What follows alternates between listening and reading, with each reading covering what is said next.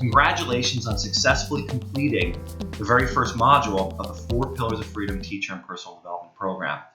How you guys feeling today? I hope that you can get back to a class sooner than later. In fact, my very strong suggestion is to make sure that you're getting into as many classes as you can this week, not waiting 4 or 5 days. Primarily because if you recall, in one of the little circles that we were speaking, I talked about how this is like opening up Pandora's box being the negative connotation, but this is actually a good thing. There's going to be a lot of emotions that come up. There's going to be a lot of energy that needs to be channeled.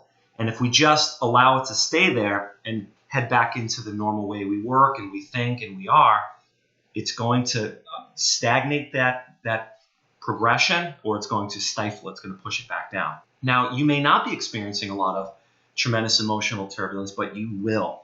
This process is a way of getting in there and doing it. But I think at this point, well, all of you guys know that that this is for very, very, very good reason, to really get in there and to remove all that we're not, all of the old stuff, just to make way for the potential and this potency of who we really are.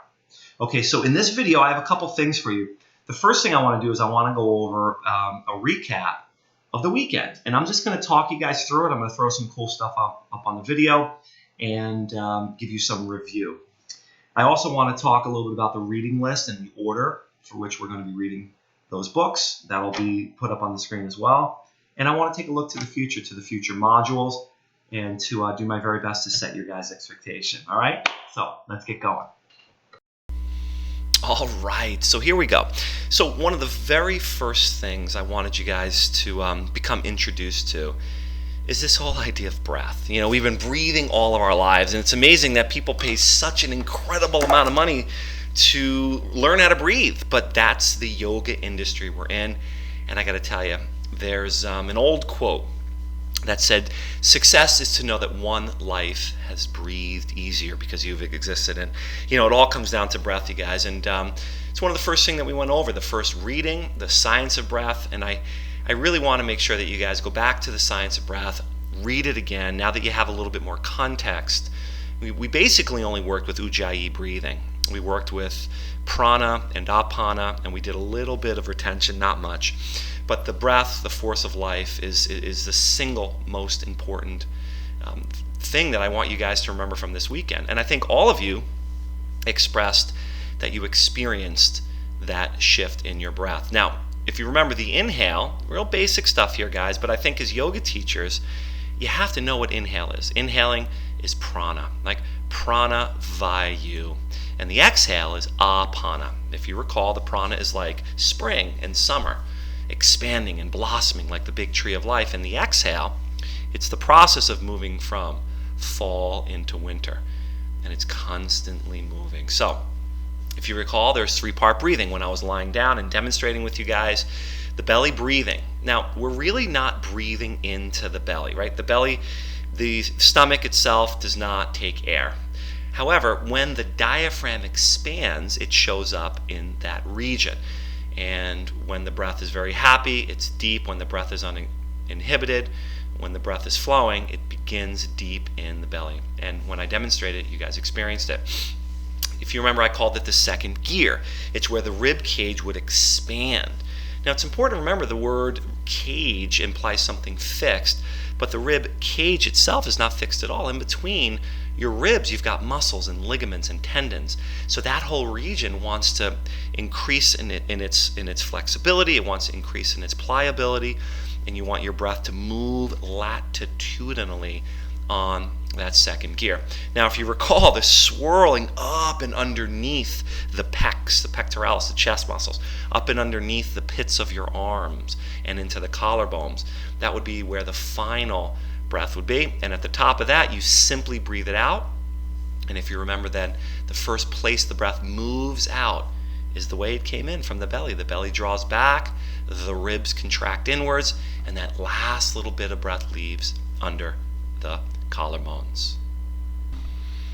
Okay, you guys, the integration phase. It's the first of this 8-phase system, and that's what we pretty much went over this entire first weekend module. Now, within the integration phase, what we're going to have, and within every phase, we have firstly the foundational cues.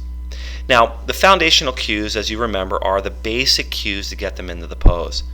Now, once you get them into the pose, then you want to go down into foundation first. In other words, wherever your bodies are touching the earth, you begin there, and then you work on the ideology, that 1, 2, 3, many, from the bottom to the next joint structure up, and then set it free. Now, for foundational cues, you want to consider the term 4 ragdoll forward fold, step to the front of your yoga mat. For child's pose, separate your knees and sit back onto your heels. For downward facing dog pose, separate your fingers at the front of the mat, lift your hips, and broaden your base. Now, when we work in this way, where we remember that foundation comes first, and that there's going to be 1, 2, 3 many cues, and we top it off with the breath, I feel with each and every posture and each and every phase of this experience, you're going to be setting the student up to receive everything that they need from the practice. Now, in regards to the breath, you want to say something like, take the biggest breath you can find and exhale it all away. You want to say something like, inhale to capacity, and to really get creative with the way that you're describing them to breathe. Then, after you're able to understand foundation first, from the feet, up the joint structures, 1, 2, 3 many cues, you don't want to overdo it, but there might be 5 cues. 1, 2, and 3 many is an organizing principle that has a little bit of latitude for the individual to be creative, to really work on the individual postures. When you top it off with the breath, when you're really creative with the way that you express how deeply you want them to breathe, then we begin to add the narrative, and then everything begins to really take shape.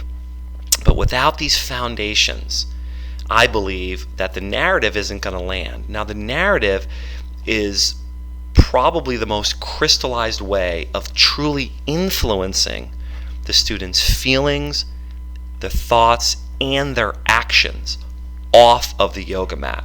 And that's what inner strength, that's what I'm concerned with. But influencing the depth of these individuals to think critically about how they eat, how they treat other people, how they relate with nature, their creator, their children, their lover, the feelings that they have around other people, and ultimately their actions, what they do in their life. That's more important, in my opinion, than anything else.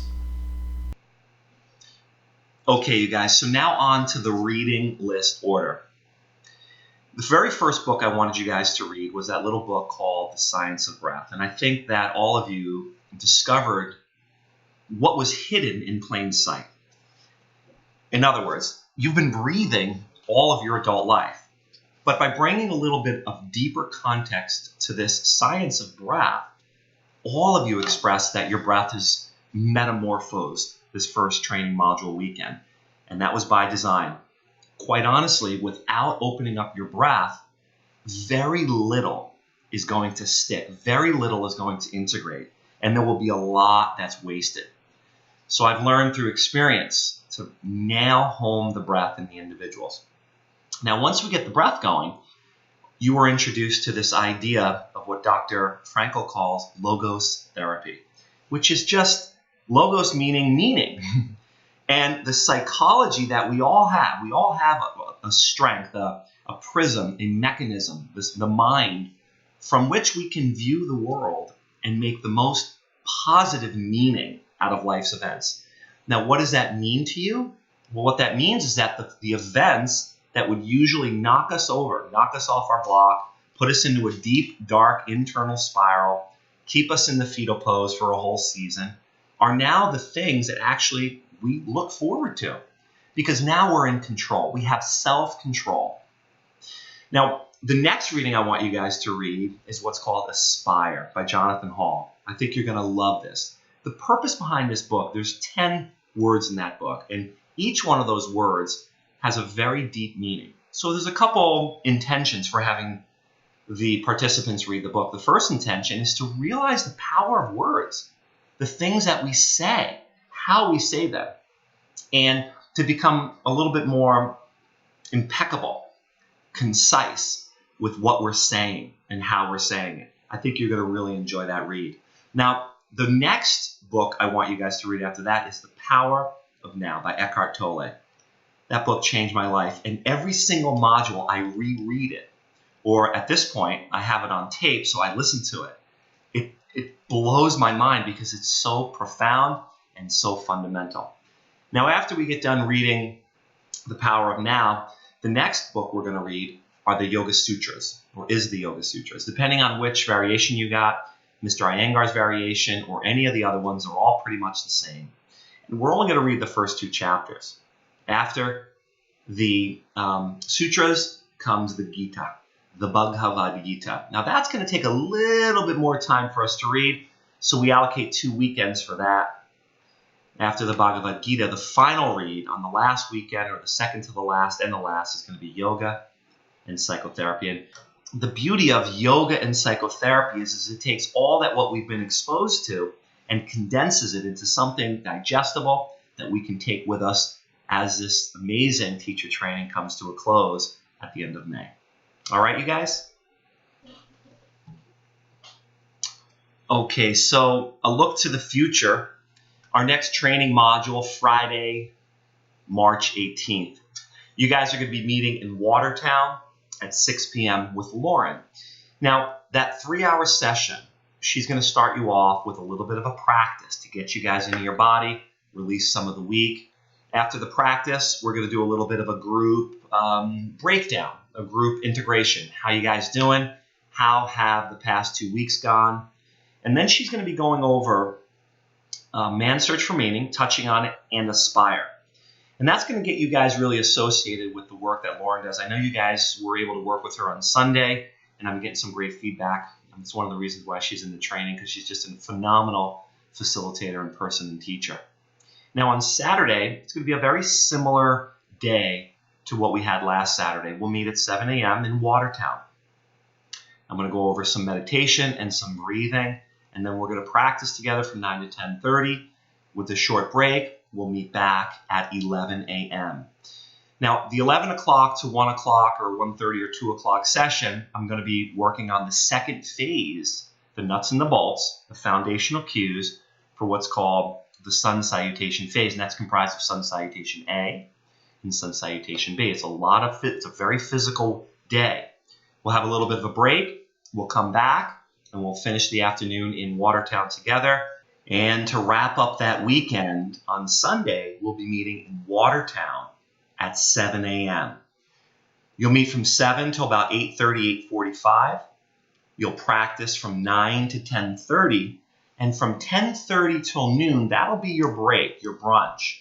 Everyone will gather again at about noon or 12:05 in Studio B and take it from 12 o'clock right until 6 o'clock, and we'll wrap up that weekend.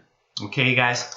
So once again, I want to thank you and congratulate all of you for successfully completing that first module. And I really hope, I strongly encourage all of you to practice as much as you possibly can to help integrate all of the changes, to help eliminate any old stuff that's come to the surface, and to get you ready and to keep you ready for that next weekend module.